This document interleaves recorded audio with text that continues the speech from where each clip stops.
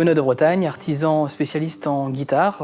Je suis installé à Bernioles dans le Pas-de-Calais depuis avril 2002. Je suis plus spécialisé dans la fabrication et la restauration des guitares. Je ne fais pas trop les instruments violon, la famille du quatuor, plus la guitare classique, folk, manouche, jazz, le ukulélé, toute la famille. Voilà. Donc aujourd'hui, la réussite de l'atelier, c'est surtout lié à des instrumentistes, en fait, des gens connus, concertistes, qui tournent avec mes instruments. Donc il y a Corbier, Thomas Dutronc, Moriarty, Perrac, voilà, donc des instruments qui tournent sur des grosses scènes. Aussi le fait de se présenter sur les grands salons internationaux ou français, donc Carousel du Louvre à Paris, voilà, Musicora, donc où en fait je présente mes instruments. Réussir aujourd'hui, bon, il faut être dynamique, curieux, il faut aller se présenter, se mettre à nu devant les gens, présenter son travail, et puis après avoir quelques musiciens un peu connus qui vont vous faire confiance et qui vont présenter votre travail au niveau national, ça c'est le secret, je pense. L'artisanat, c'est un métier en fait où il faut être formé, donc il faut apprendre soit dans des universités ou dans des écoles spécialisées, et après avoir appris aussi chez un maître artisan. Voilà, je pense qu'il faut être très très dynamique et curieux. Alors l'artisanat, je pense, c'est un savoir-faire qui est quand même très important. En France, on a vraiment beaucoup de savoir-faire. Et donc, je pense que oui, ça, en tout cas, il faut aider les artisans, que ce soit aussi bien au niveau de l'accompagnement, et puis après, s'il peut y avoir des concours en fait, où on met en valeur et qu'on supporte l'artisanat, je pense que c'est important. Ouais.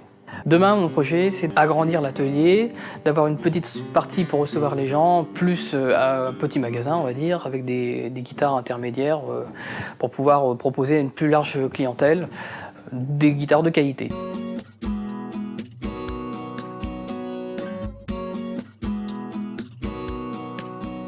Rémi Collin et avec mon père Vincent Collin, nous sommes les deux derniers faiseurs de bateaux, c'est-à-dire constructeurs de bateaux sur le marais de Saint-Omer.